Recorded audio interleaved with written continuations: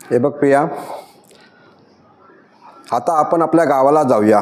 आता आपल्या मुलांची लग्न झालेत, नको त्यांच्या संसारामध्ये आपण लुडबुड करायला.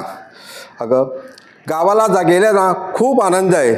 सकाळची ती पहाट, पक्ष्यांची किलबिल, वाऱ्यांची अशी झुळूक मस्त मनाला अशी हवा देऊन जाते. अगं मनाला हवा हवा असा असं कोण ही विक्रेल, आपल्याला मन एकदम भारावून जातं. पावसाळ्यात तर खूप मजा असते ग. तो पडणाऱ्याच्या पावसाच्या सरी, डोंगरधाऱ्यातून शांत वातावरण, सगळीकडे हिरवीगार शेती, मन कसं एकदम भारावून जातं. अगं गणपतीतून तर खूप मजा, 10 दिवस तर असे जातात ना.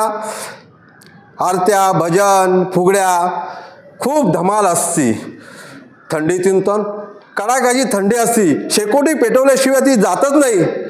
अशा या वातावरणामध्ये तुला जर माझ्यासोबत गावाला यायचं असेल तर ये, नाही तर तू बिंदास राहा इथे मुलाची सुनाची भांडी धुणी करत.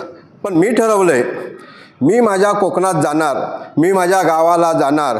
वेळ पडला तर स्वतःचं जेवण स्वतः बनवून खाईन, पण मी माझ्या गावाला जाईन.